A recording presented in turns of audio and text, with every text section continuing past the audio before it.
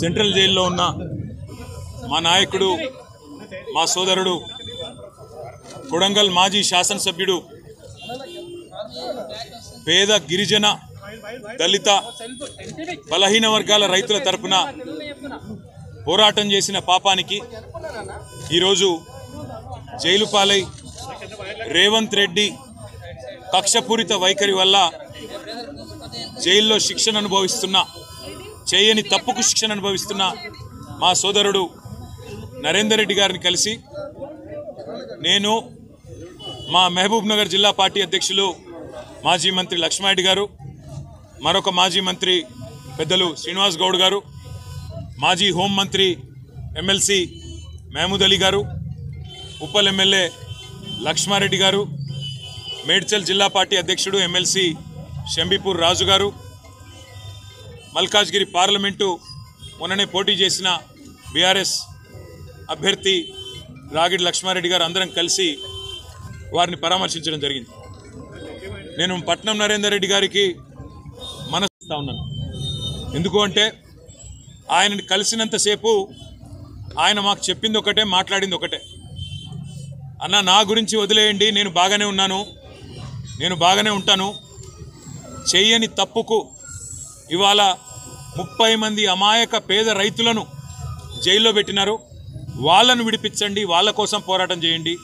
మా కొడంగల్ రైతుల పక్షాన నిలబడండి, మా కొడంగల్ గిరిజనుల కోసం కొట్లాడండి, మా కొడంగల్లోని దళిత బలహీన వర్గాల రైతుల భూములు గుంజుకుంటున్నారు, అక్కరలేని ఫార్మా విలేజ్ను రుద్దుతున్నారు అని చెప్పి ఆయన బాధపడుతూ ఉన్నాడు.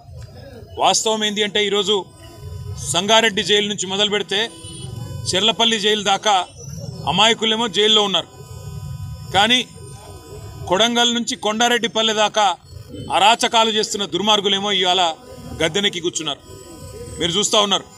కొడంగల్లోనేమో పేద రైతుల భూములు గుంజుకునే ప్రయత్నం, ఒక వచ్చినట్టు భూములు ఇవ్వమంటే అర్ధరాత్రి ఇండ్ల మీద పడి ఆడవాళ్ళు చిన్నపిల్లలు అని చూడకుండా అరాచకాలు చేస్తున్నది కాంగ్రెస్ ప్రభుత్వం రేవంత్ రెడ్డి నాయకత్వంలో. మరొకటి నిన్ననే చూసినాం. కొండారెడ్డిపల్లి రేవంత్ రెడ్డి సొంత ఊరు. ఒక మాజీ సర్పంచ్ పెద్ద ఆయన సాయిరెడ్డి 85 ఏళ్ళు ఇదే రేవంత్ రెడ్డి కోసం మన ఎలక్షన్లో కూడా తిరిగిండు, ఓట్లు వేయించిండు. అట్లాంటి పెద్ద ఆయన మీద కూడా ఇవాళ పగబట్టి ఆయన ఇంటికి అడ్డంగా గోడగట్టి తవ్వ లేకుండా చేస్తే ఆ క్షోభ, ఆ అవమానం సొంత ఊరిలో సర్పంచ్గా పనిచేసిన ఊరిలో ఇంతటి అవమానం అని చెప్పి ఆ క్షోభతో నిన్న ఆత్మహత్య చేసుకున్న పరిస్థితి. ఇవాళకి కూడా కల్వకుర్తిలో ఆయన భౌతిక కాయం ఇంకా అట్లే ఉంది. నియంతల పాలనలో, దుర్మార్గుల పాలనలోనే ఇట్లాంటి ఆంక్షలు చూస్తాం. ఇండ్ల కడ్డంగా గోడలు కట్టే పరిస్థితి ఎక్కడన్నా ఇదివరకు ఉండేనా? మేము లేదా ప్రభుత్వంలో 10 ఏళ్ళు ఎన్నడన్నా ఇట్లాంటి వార్తలు విన్నారా? సొంత ఊరైతే, సొంత కాన్స్టిట్యున్సీ అయితే నీ సామ్రాజ్యమా? నువ్వేమైనా రారాజువా? నువ్వేమైనా చక్రవర్తివా? లేక 1000 ఏళ్ళు బతకనికి వచ్చినవా? అయితే నేను ఆడింది ఆట, పాడింది పాట అంటే నువ్వు నియంత కాదు, నువ్వు చక్రవర్తివి కాదు రేవంత్ రెడ్డి. నీలాంటి వాళ్ళు చాలా మంది కొట్టుకపోయినారు, నువ్వు కూడా కొట్టుకపోతావు. ఒకటి మాత్రం పక్కా, ఇవాళ కొడంగల్ నుంచి కొండారెడ్డిపల్లె దాకా కాంగ్రెస్ ప్రభుత్వం చేస్తున్న అరాచకాలు, శిశుపాలుడి తప్పులు ఎట్లయితే ప్రజలు ఆనాడు లెక్కబెట్టినారో ఇప్పుడు రేవంత్ రెడ్డి పాపాలు కూడా అట్లే లెక్కబెడతా ఉన్నారు. భూ కుంభకోణాలు, ఫార్మా విలేజ్ల పేరిట చేస్తున్న దౌర్జన్యాలు, పేద గిరిజన రైతుల మీద, వారి కుటుంబాల మీద అర్ధరాత్రి బందిపోట్లను పట్టుకునేటప్పుడు పోయినట్టు 100 మంది పోలీసులు పోయి దాడి చేయడం, విచ్చలవిడిగా అధికారం ఉంది కదా అని చెప్పి ఇవాళ సాయిరెడ్డి గారు కానీ అనుముల గురవారెడ్డి కానీ ఆత్మహత్యలు చేసుకునే విధంగా వారి మీదకి ఒత్తిడి తెచ్చి సొంత గ్రామంలో చేస్తున్న అరాచకం, ఇవన్నీ కూడా పాపం పండే రోజు దగ్గరలోనే ఉన్నది. నీకంటే పెద్ద పెద్ద నియంతలు కూడా కొట్టుకపోయినారు. కానీ నిజంగా కూడా ఇలా పట్నం నరేందర్ రెడ్డిని కలిసిన తర్వాత చాలా గొప్పగా అనిపించింది మా అందరికీ. లక్ష్మారెడ్డి గారు, నేను, శ్రీనివాస్ గౌడ్ గారు, మహమూద్ అలీ గారు, లక్ష్మారెడ్డి గారు మేమందరం మాట్లాడుకుంటూ వస్తూ ఉన్నాం. అదే నరేందర్ ఎంత ధైర్యంగా ఉన్నాడు, నా కోసం కాదన్నా మా రైతుల కోసం కొట్లాడాడని చెప్పినాడు.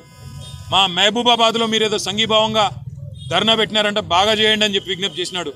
రాష్ట్రంలోని గిరిజనులందరికీ తెలిసి మా పేదవాళ్ళ పంచాయతీ రాష్ట్రంలో ఏ ఒక్కరికి అన్యాయం జరగకుండా చూడండి అని చెప్పి మాకు ధైర్యాన్ని ఇచ్చి, మాకు ఉత్సాహాన్ని ఇచ్చి, నాకేం కాదు మీరు ధైర్యంగా ఉండండి అని చెప్పి మాకు కొత్త ధైర్యం చెప్పినాడు.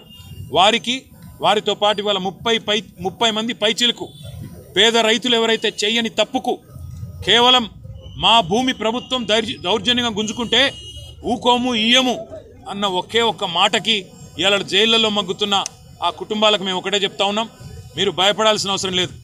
మీ వెనుక కేసీఆర్ ఉన్నాడు. తప్పకుండా న్యాయం ధర్మం గెలుస్తుంది. న్యాయస్థానంలో కొట్లాడదాం. మిమ్మల్ని రేవంత్ రెడ్డి 4 రోజులు జైల్లో పెడతాడేమో కానీ తప్పకుండా భవిష్యత్తులో మళ్ళీ రేవంత్ రెడ్డికి రాజకీయ భవిష్యత్తు లేకుండా చేసే గుణపాఠం చెప్పవలసిన బాధ్యత మన మీద ఉన్నదనే మాట కూడా రాష్ట్రంలోని పేద గిరిజన బలహీన వర్గాల రైతాంగానికి విజ్ఞప్తి చేస్తూ మీ అందరికి కూడా పాత్రికేయ మిత్రులకు కూడా ధన్యవాదాలు. ఈ పేదల పోరాటాన్ని ప్రజలకు తెలియజేసే విధంగా చెబుతున్నందుకు, చూపెడుతున్నందుకు మీడియాకు కూడా మా అందరి తరపున కూడా ధన్యవాదాలు తెలియజేస్తాము. Thank you.